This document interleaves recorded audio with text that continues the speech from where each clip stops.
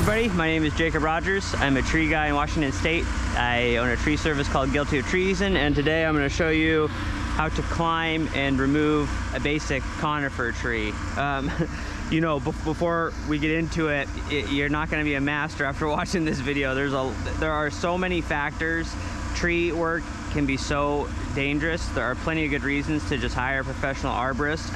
But if you're getting started and you want to learn how we do this as climbing arborists, climb up the tree and take them down in pieces, this is kind of the perfect tree to demonstrate it on. It's a dying western red cedar.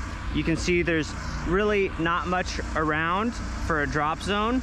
So I'm just gonna climb it, cut the branches off, bring the wood down, and it sounds simple, and it is simple. There are a lot of little things along the way that I'm gonna show you in this video. A lot of times people, I think they see us do this and they actually think it's simpler than it really is. There are a lot of factors, and this is a very basic overview of the basics of tree climbing. Tree climbing for for performing tree removals. This is a very easy tree to do. This would be like a beginner's tree that you would send one of the newer climbers up. So the first thing to get into is we'll talk about the gear that you need. Strictly speaking, you only need a few things: spurs, saddle, and a flip line.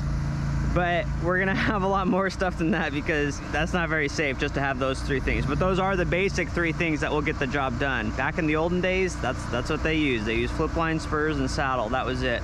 The thing about arborist gear, there's a lot of cheap stuff on Amazon. You can find crazy cheap gear.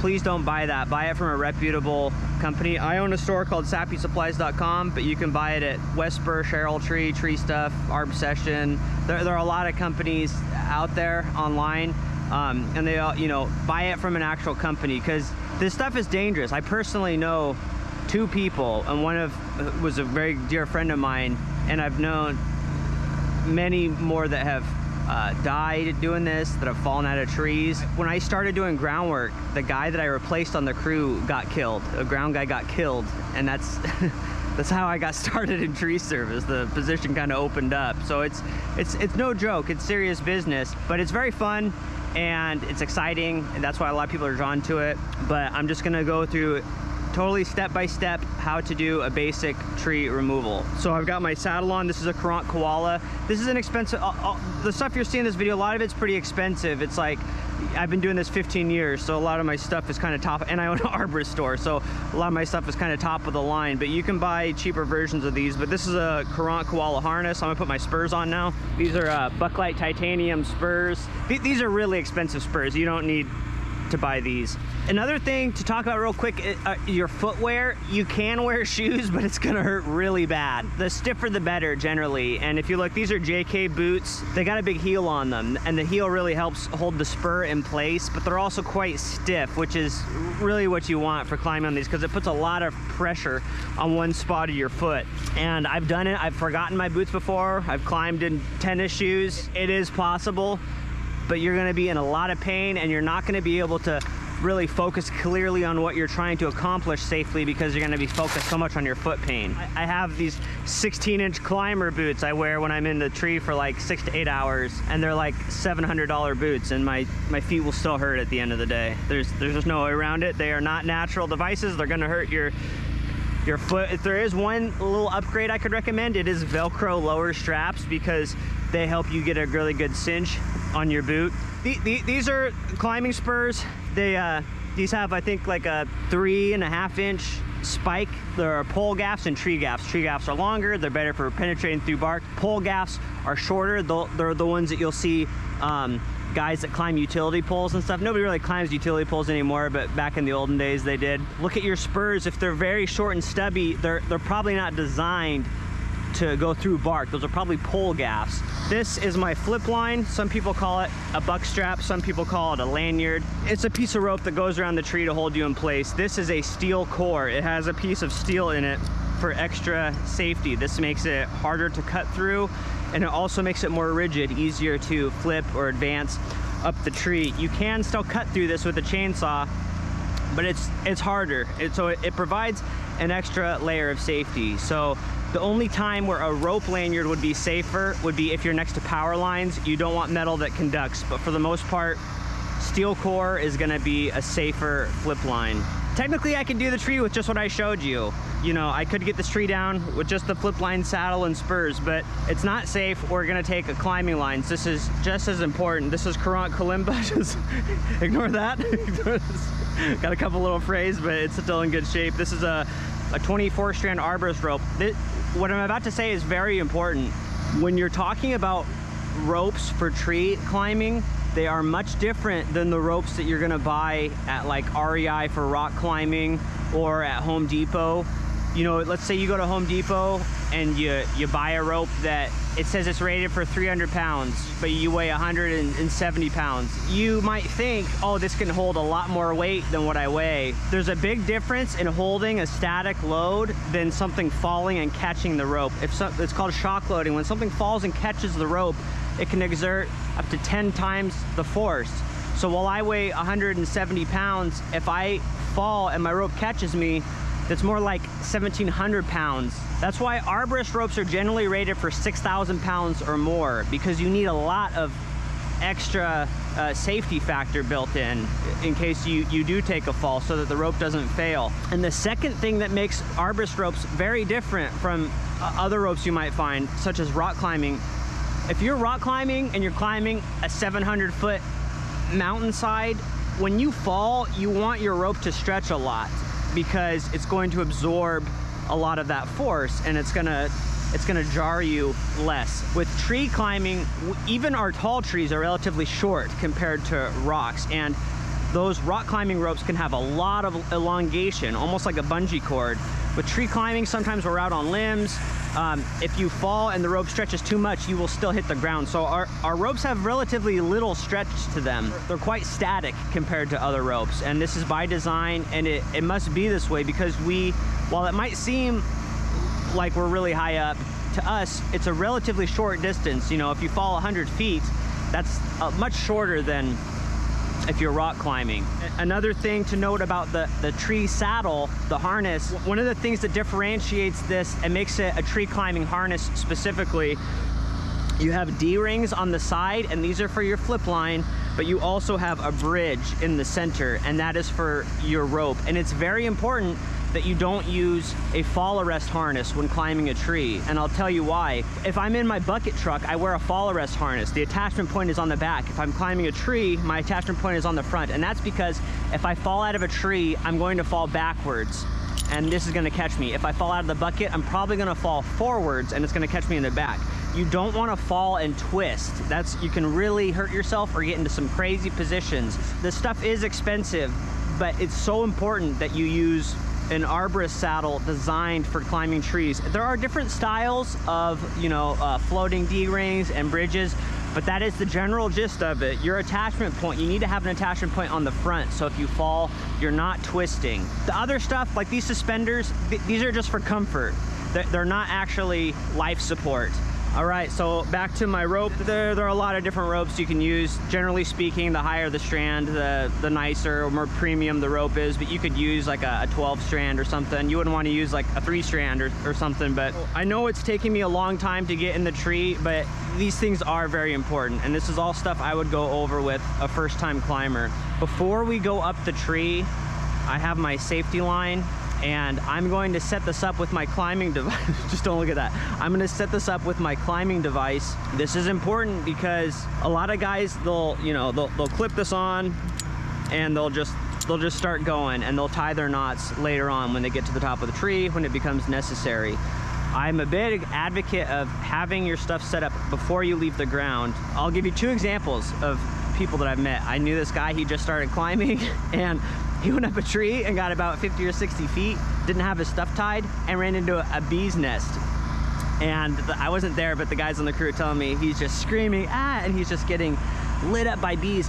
And because he's new, he's still not very smooth. He's trying to like spike down the tree, and they said it was just painful to watch. It took him a long time to get to the ground. They said by the time he got to the ground, he was so out of breath from screaming, he had stopped screaming. He had just been stung hundreds of times by these hornets. Even worse than that, I worked with a guy, and he had just started climbing. The foreman had showed him how to climb, kind of like what I'm doing with you right now, several times, and even climbed with him. Taught him how to climb, taught him how to tie his Prusik and everything. And this kid, the first time he went up a tree, or one of the first times he went up a tree, sort of, I guess you'd say, unsupervised. The foreman was there, but he was on the ground. He went up the tree and he got to a limb, and he wanted to advance over the limb. And he tried tying his Prusik up in the tree. And when he sat into it, he fell. And he fell 60 feet. And by the grace of God, he wasn't killed, but he was injured. And like I said, that the foreman had actively trained him. He showed him how to tie the knots, even climbed a tree right next to him. But then the next one, he sent him on his own, and they should have made sure his stuff was tied before he left the ground. So what's almost just as bad, and in some scenarios even worse than falling out of the tree, is getting critically injured and not being able to get out of the tree. If you fall to the ground, at least you're on the ground where the paramedics can get you. If you cut yourself in the tree and you are not able to get to the ground quickly, there's a very real chance that you are gonna bleed out and you are gonna die in that tree. You know, it sounds dramatic, but that is a real truth. And you know, a lot of arborists, we practice what's called aerial rescue. Don't count on that. That's probably not gonna work. You're not getting to the tree fast. If you bleed and you're bleeding and you're stuck up there, there's a very real chance that you're gonna die in that tree, and everybody on the crew is gonna watch it happen. I want to be able to rappel out of the tree at a moment's notice if something goes wrong. So those are 3 reasons that I've given you right now why I'm going to tie my Prusik before I leave the ground. So I'll show you a very basic Prusik knot. You know, I'm using a Splice, but maybe I'll actually not use the Splice. You might not have a Splice on your rope, so I'll actually climb I'll tie a knot instead of using the Splice. And you don't need a rope bag. I just like to use one because it kind of keeps the rope tidy. You don't have a bunch of stuff grabbing it. Okay, so I'm gonna use the other end of my rope. And one more thing, another knot to do. This is my tail of the rope. I'm gonna put this end in my bag. But before I do that, I'm just going to tie a figure-8 knot. And it can literally be any knot, guys. An overhand will work. I typically just do a figure-8 because that's what I do. So you just kind of cross it over, go around the back. You know, that's a figure-8 knot. I know somebody that died from this. They rappelled and they slipped off their line. And I know multiple people that have fallen and not died and been critically injured. This is the simplest way to ensure your safety, in my opinion. There's pretty much no downside to tying a stopper knot at the end of your rope. It's so simple. And to be fully transparent with you, when I just flipped my rope, I did not have a stopper knot in the rope, and I'm like a big advocate of it. So it's very easy to overlook, but even right now I didn't have one in my line, and I like preach about it all the time. You know, another reason to go over your gear, but this is so easy to overlook, and you're rappelling. This is a 200-foot line, so in theory I can rappel 100 feet on a double rope system. It is so easy to rappel off the end of your line. You know, and another thing is, you should really think twice before climbing alone. We've all done it, we've all had to do it. When I was first starting out on my own, I couldn't afford to have a crew, I couldn't afford employees, I would do these jobs by myself. It can put you in some dangerous situations. It's always good to have somebody, even if it's the homeowner, just keeping an eye on you so that if something happens, God forbid, at least they can call the emergency services, you know? All right, let's tie our knots. I'm just gonna put this over my shoulder, and I'm gonna tie fisherman's knot. I'm gonna go through the CarabineR like this. I'm gonna go around the backside again, and then I'm gonna come kind of underneath these 2 loops right here and feed it through itself. And then I'll pull this tight and I kind of dress it as I go. It should look like a kind of a crisscross pattern on one side and parallel ropes on the other side. And I'm just gonna dress it. I wanna make sure that it's nice and snug before I head up. And one of the reasons I like the fisherman's knot, I like this one because it keeps the tail up and away. It doesn't go into a different direction, and it keeps the carabiner relatively tight.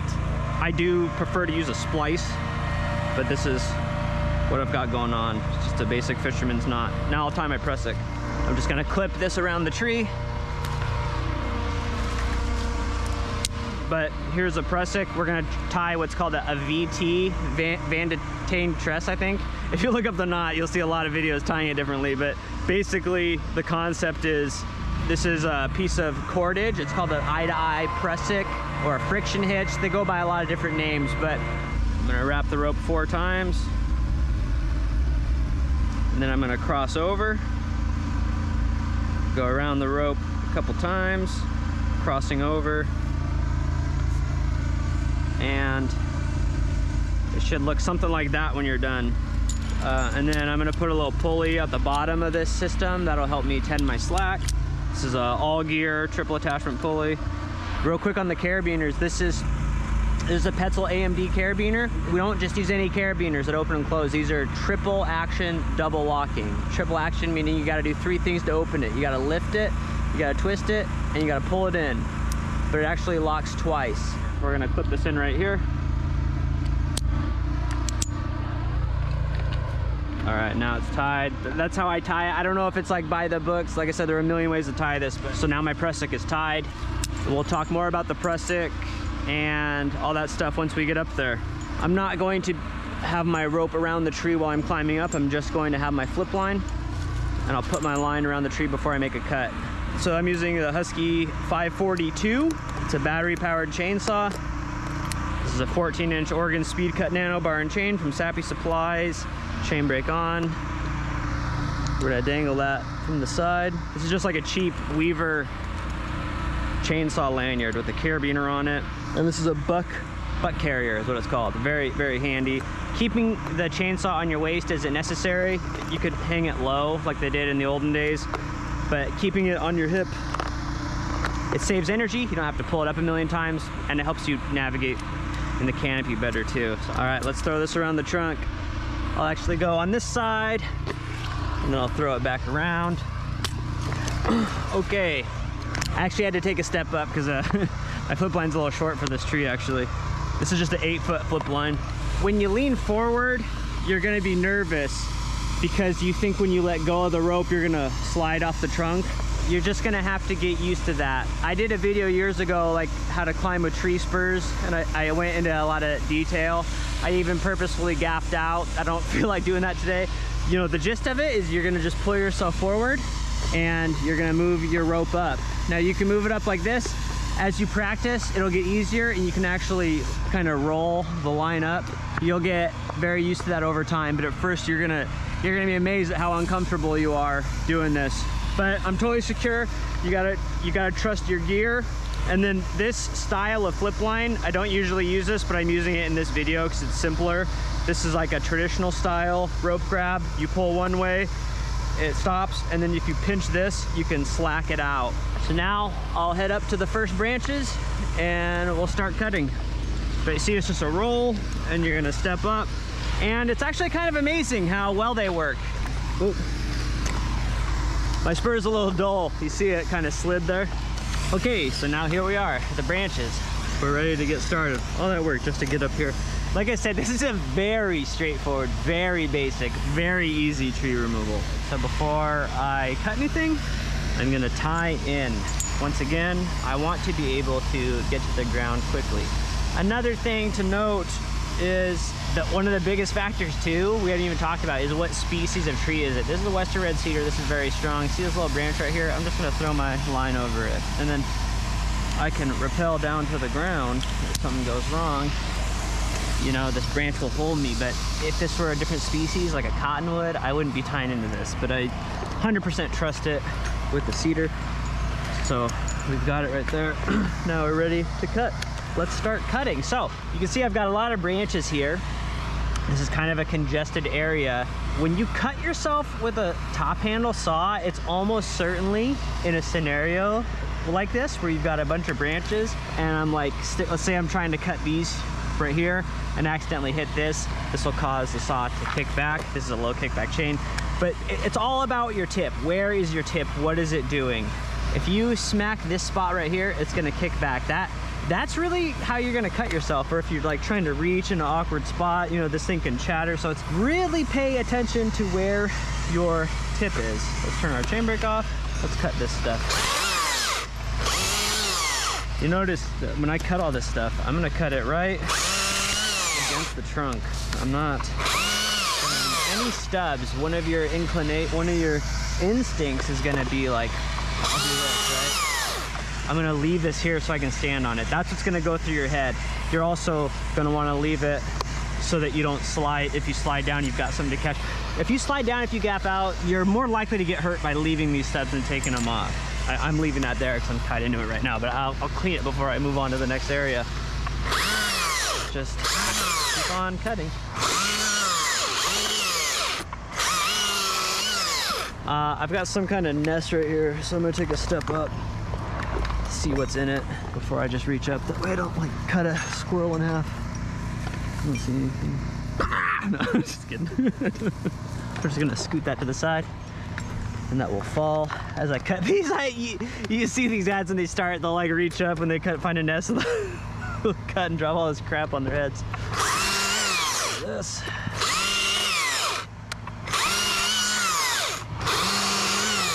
Okay, so I've kind of cut all the branches in this area. I'm gonna move this. What I'll do is I'll advance this up over something else around the trunk. With a branch is the safest thing, but you don't want to just wrap it around like a downward facing branch.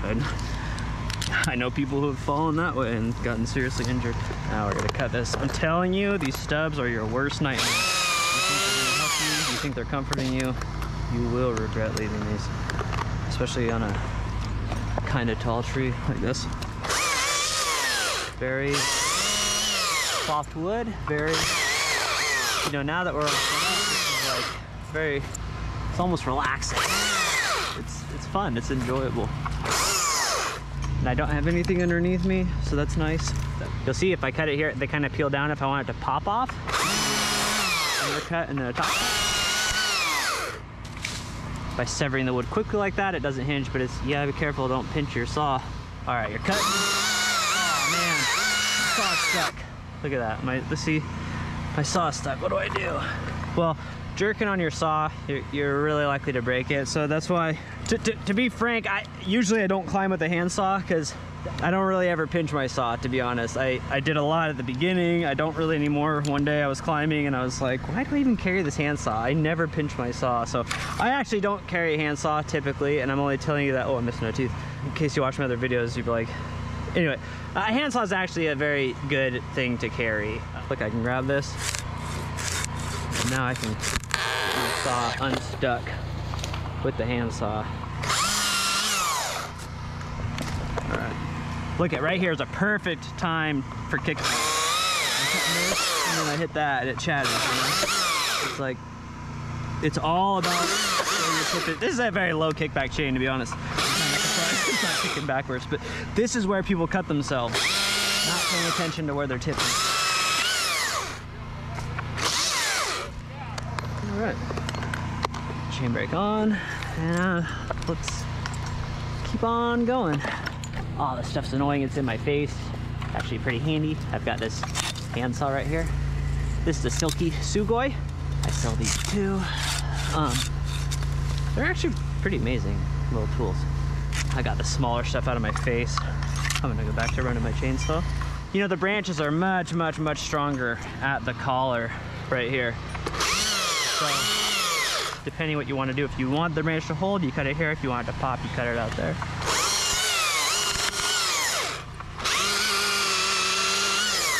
I've been doing this 15 years.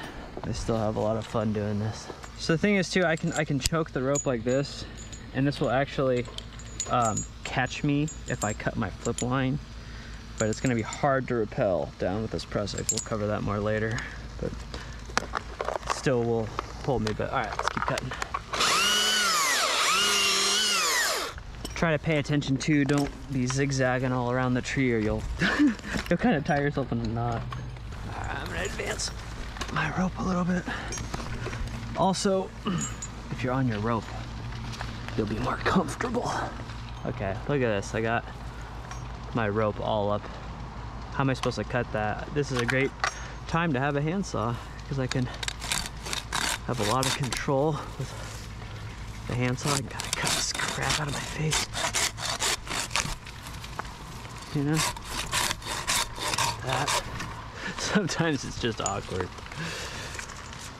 I don't want to cut through that. It's kind of thick. I'm gonna use my chainsaw.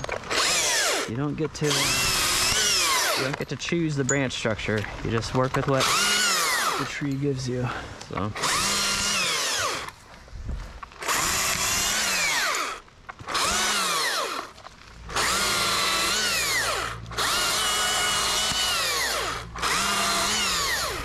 try to find, if you can, at least 2 branches. Like right here is a really nice spot because I can go over this limb right here, and then I can kind of reach around. Nice and secure. See, if they're opposing ways, my rope's not gonna slide down.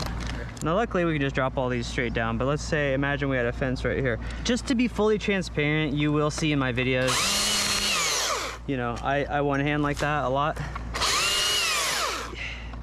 And not to sound too cocky or arrogant, but I feel very comfortable doing that. That's how I learned, and I do that. But it is true, there are a lot of stats about people cutting themselves when they're one-handing the saw, especially like if you get tired or something. So let's say you've got a fence down there, a few things you can do to avoid that. Get that. You can do snap cut. You have this like overlapping cut right here, and you can put that down, you can break it off, throw it, do that one more time. Snap cut or a lap cut. You gotta be careful with these, doing this on limbs though, they really do like to go early. How stringy that is though. I hate doing snap cuts. Okay, but I did have a lot of control of that though. Really good way to do it, like my friend Kevin Ham, he never been climbing like 100 years. He's climbing like 30 years. He just does it with the handsaw. He never one hands the saw. And with a sharp handsaw, you can actually get a lot done. So I'm kind of talking myself into climbing with a handsaw in this video. Maybe I should climb with one. Look how fast I can cut through with this thing. Silky is the only brand of handsaw worth using, in my opinion. They're Japanese. They're just very high quality. Yeah, so if you gotta throw it and you're strong enough, just use your handsaw. It's probably the safest bet. I'm gonna go back to just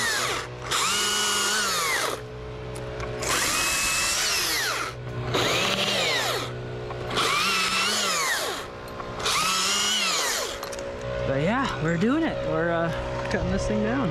It's really quite enjoyable.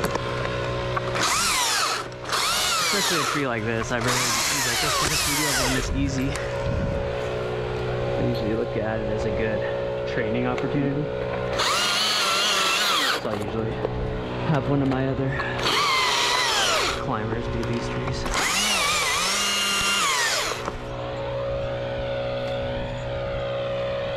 And we're just going over the branches, you know. If I needed to, look how, you know, I know my knot's good at just at the ground, but if I did cut myself, I could unfold my flip line. I could be back to the ground in 10 seconds. Well, what if you don't have any branches to rappel off? Well, we'll talk about that later in the video, because soon this tree won't have any branches. And then how do you get to the ground?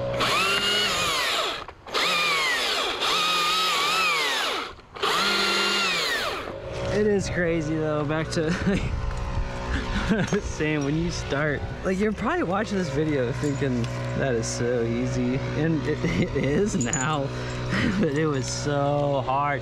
It was so, you know, I'm not scared or anything, I'm very comfortable, but man, I was scared when I first started. Man, I was sore too. Like, I remember my muscles sore, using all these muscles I've never used before, you know, and now it's like,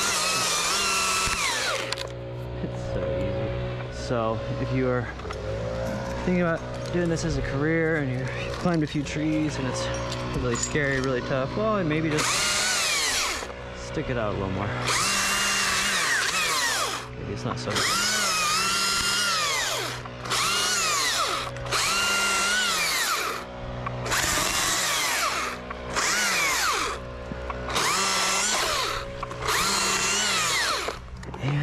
My helmet is a FANR Protos. Once again, very fancy, very expensive. You don't need a helmet this fancy and expensive, but you should have some sort of helmet when you're doing this.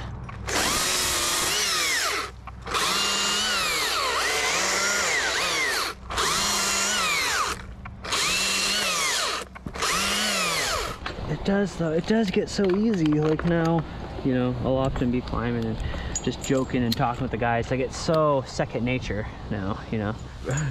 I'm not like bragging like I'm some special tree climber. I'm just saying the more you practice, the easier it gets. It really does become second nature after a while. Watching my tip here, see how close that branch was. I was paying attention.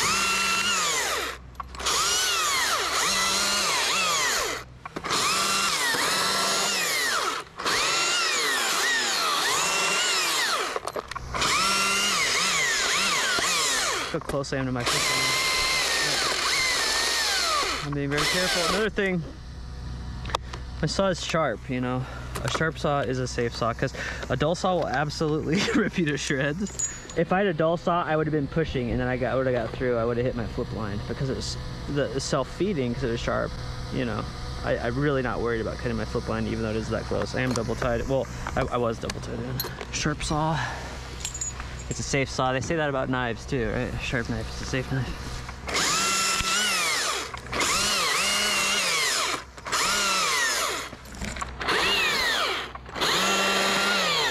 You see now we're starting to get to the dead part. The trees typically die from the top down because it's hardest to get nutrients to the top. So that's why you can die from the top down.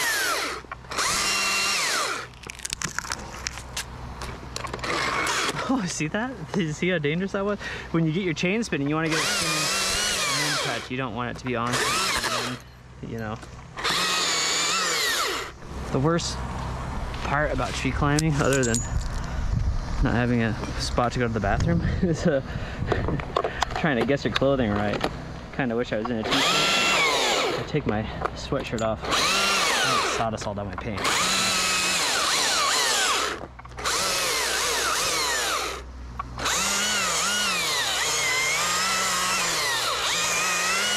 You know, it's good to look up too to see if they're twisted. Like, I knew that branch wasn't gonna move when I cut it. I knew it was just gonna float there, but you keep your eye out for hangers and hazards and stuff as you cut. So another thing, you might think like the further out you are, the more your spurs are dug in, but the design of the spurs is actually the more upright you are, the better grip you're gonna have on the tree. So I try to keep it pretty snug. I back off just enough for, I'm trying not to spike into knots. I try to stay back far enough that I have room to work, but I want to be as upright as possible. Your spurs are actually going to struggle to hold you in if you're not. It took me a while to figure that out.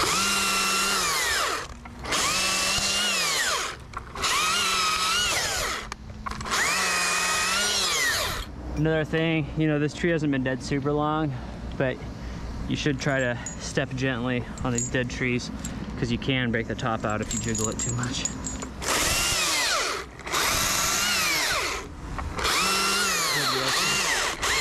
Cut 3 branches at once, it's my secret technique.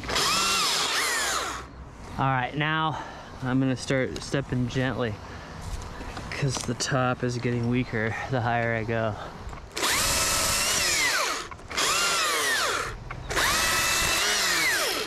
Yep, very basic tree. It's got no lean to it whatsoever either. It's straight as an arrow. Something I didn't really know. I've traveled around a bit doing trees in different places.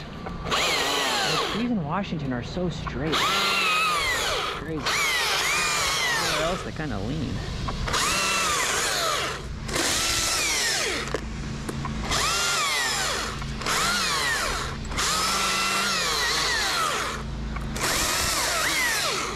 Alright, see how jiggly the top is? Look how gently I'm going to try to sneak up on this top. So I'll actually grab the trunk here. Tie in so I can... You'll see a couple times there I had it choked off like this. That's like for extra security, but this wouldn't put... But I do want to make sure I can rappel down, so I'll actually put it there. I'm going to leave these 2 branches because it's kind of my tie-in spot, but I'll reach out and... stub those off. That's a little long. See how they're opposing, so my rope won't slide out.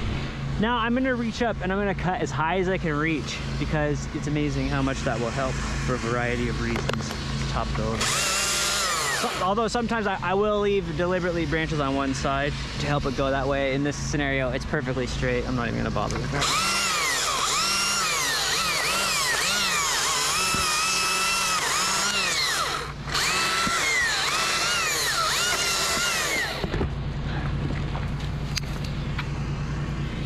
We're ready to top this thing. So I'm thinking probably put it wherever I want because it's pretty straight. But to be totally honest with you, the best thing to do right now in this scenario would be to have Aaron send me up a rope, and then I would put the rope above my cut and he would pull it to be safe. But well, that's sort of true and sort of not. Like, it's also a dead top. I don't really want a lot of sideways force on this. So I mean, in this scenario, this is a very straight top. It leads slightly that way. I got a few more limbs, so that's the direction we're gonna go. We're gonna kind of go right towards that house over there. So let's kind of get comfortable. All right, I'm gonna do my notch now. And now that I'm holding the saw sideways, something to think about when you're chunking wood, taking tops, doing anything really. Where is the saw? I'm gonna be doing a notch right here. I'm gonna be doing a back cut here. I've got the saw right at nipple height, and the reason I do that is because if I cut it here and something goes wrong and it kits back, it's gonna cut me in the face. Here, my neck, down low, it could hit my belly. I try and keep my saw chest level because I got these really dense shredded pecs, and they're gonna stop the chain better than my soft squishy guts will. So when you're cutting, just try to keep it roughly chest height, general rule of thumb. All right, same principle as felling a tree from the ground. You got your gunning sights. We're gonna go, I will go about halfway, aiming it over there. All right. All right, we got our first spot. That's the gunning sight. You can do a Humboldt or a conventional, whatever you're more comfortable with. I've got a tiny little Dutchman in that thing. Depending what species you're in, some have very stringy bark and they will peel. This probably won't, although it is cedar, it could do that. But it's just like a really safe thing. Just a little cut here and a little cut there. You don't have to go deep. What you're doing is you're scarring the bark, because sometimes when this closes, the bark can peel down and tug on your flip line. So by just severing the bark, and that's just to prevent it from peeling down and hitting your flip line. Anyways, so now we'll do the back cut. And really, if this leaned backwards, I could put a rope in it, or I could, I mean, I push the tops a lot. I feel safe doing it a lot of times, you know. I'll get up here and I'll cut and I'll push, but this leans the right way, so there's no reason to do that. So we'll just cut. And you don't want to cut your holding wood, you just want it to be kind of nice and straight across, just like you're on the ground. I got a good footing on my spurs.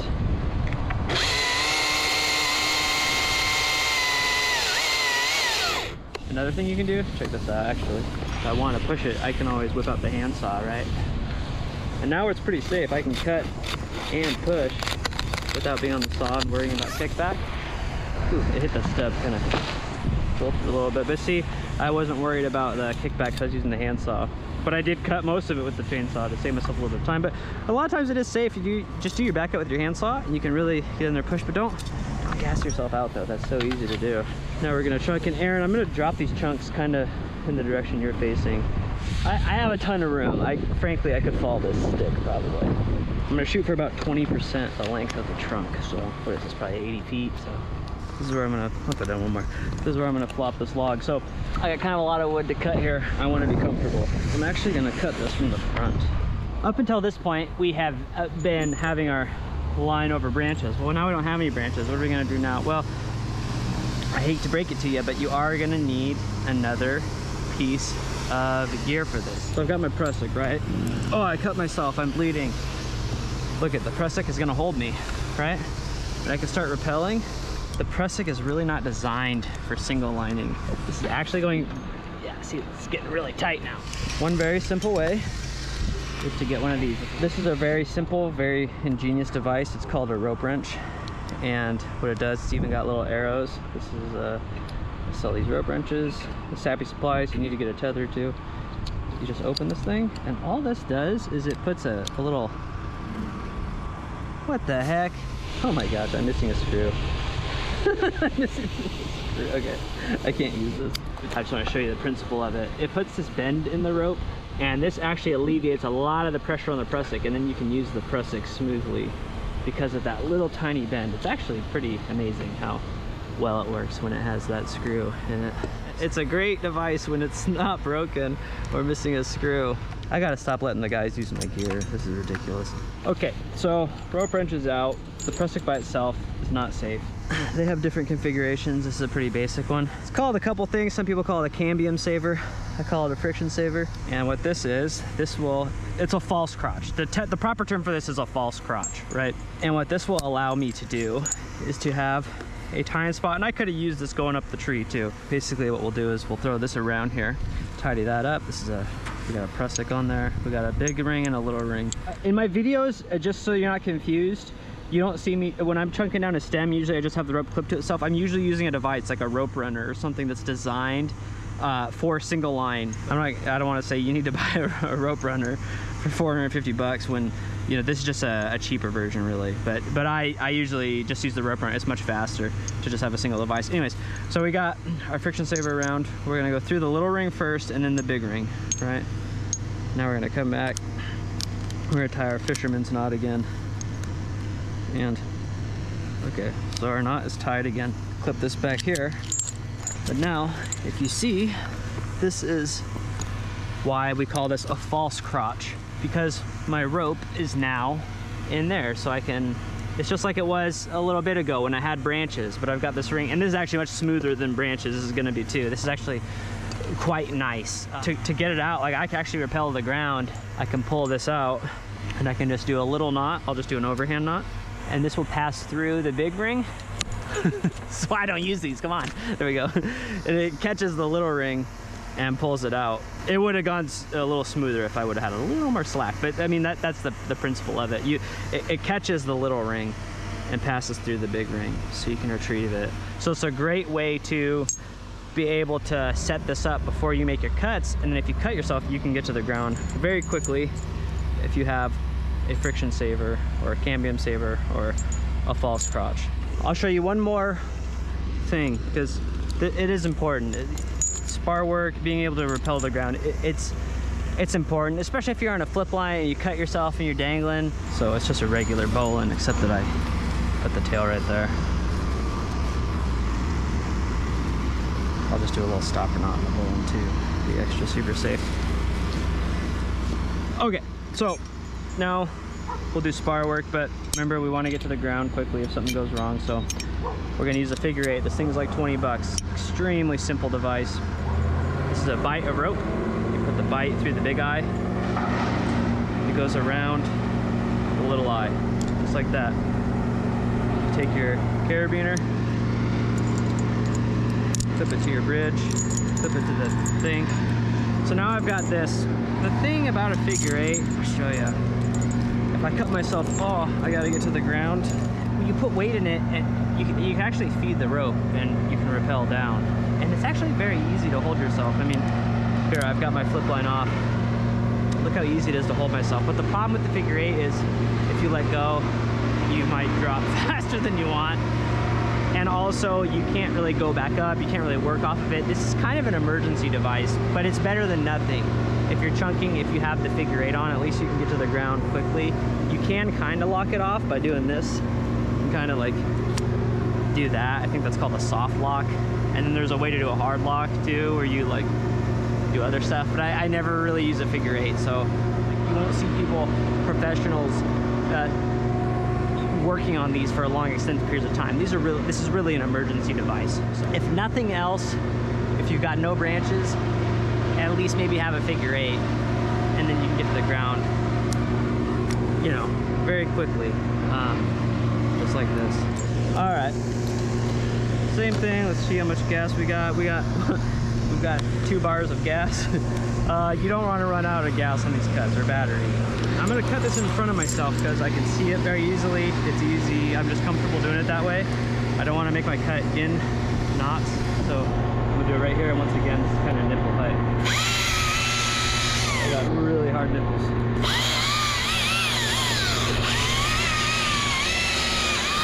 There's no reason for that. It's just what's comfortable for me. All right, we're gonna do a log now.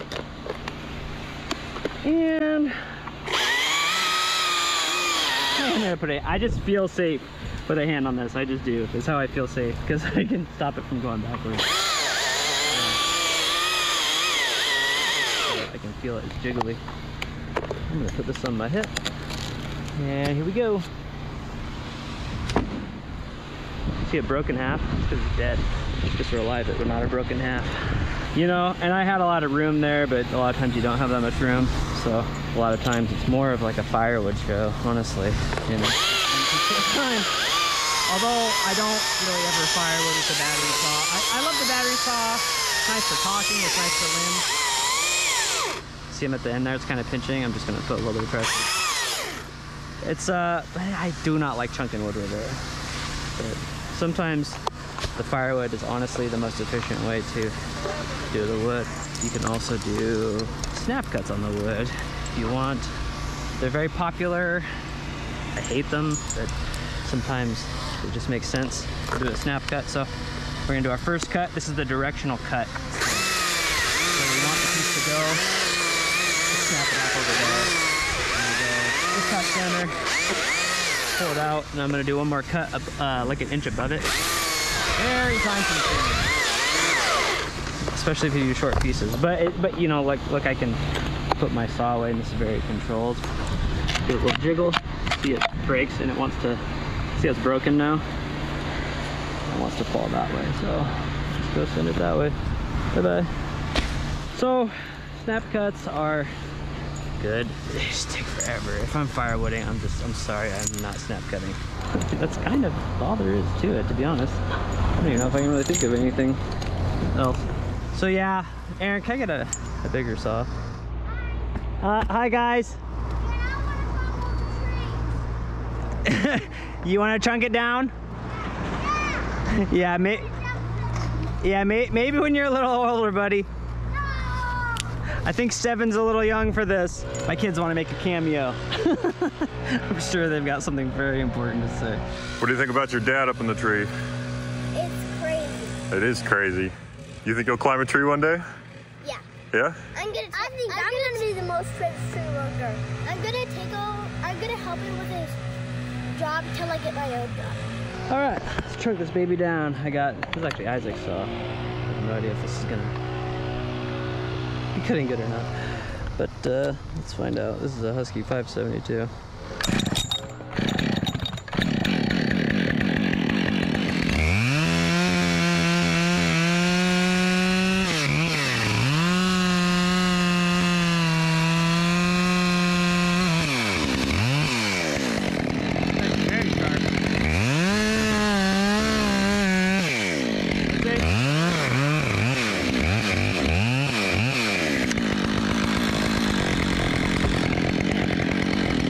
Isaac's saw is actually shredding.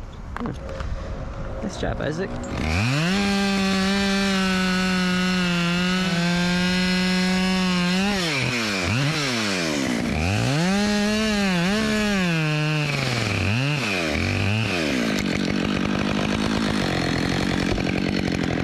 I'll go just past center, center of gravity that helps tip it over.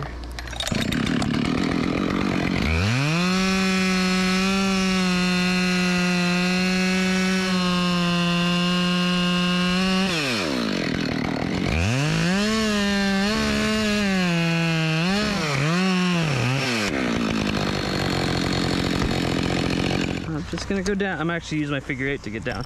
I'm rappelling down because I don't want to spike through all that brush. Once again, the smart thing to do would be put a rigging line in it and have Aaron pull while I cut, but I'm not gonna do the smart thing. Give it a little jump to get out of the brush. Yeah, see that? Like I let go of the, you fly on the figure 8. It can be sketchy. I might have the guys back in and chip this up real quick. I'm not leaving the neighborhood mess. All right, let's just follow this thing real quick. I do have my climb line in it, but it's just draped to the side. I'm gonna wedge this over. These are Clogger Zero chainsaw chap pants. They got chaps built into them.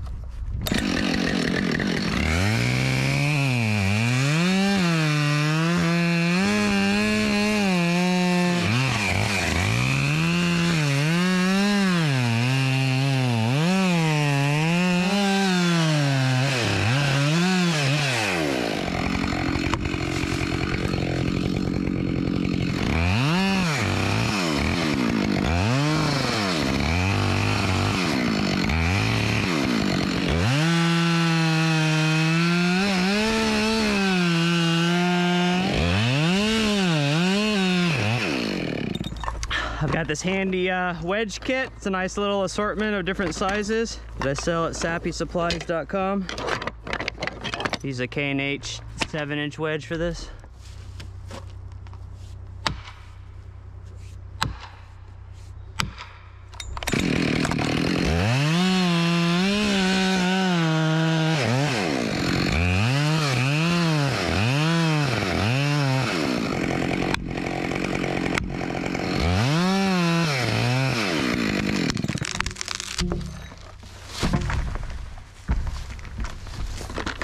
That's how you climb and remove a basic conifer tree. It's just like that. So remember that was an easy tree. That was very easy. We didn't have any real obstacles. It's a strong species. It didn't lean. It didn't have any big branches. So, but if you're going to attempt to do it yourself, there's a very good chance that the tree you are going to attempt to remove is more difficult than this one. This was a very easy tree. As far as trees go. So once again, thank you for watching. Please like and subscribe. Check out my online store, sappysupplies.com. I've got some like basic climbing kits there and stuff too, but I do sell, I think, everything that was in this video. And also let us know if you want us to cut your trees down. We have a tree service based out of Buckley, Washington. So if you're anywhere in that vicinity, let us know. We'd love to cut your trees. All right, thank you.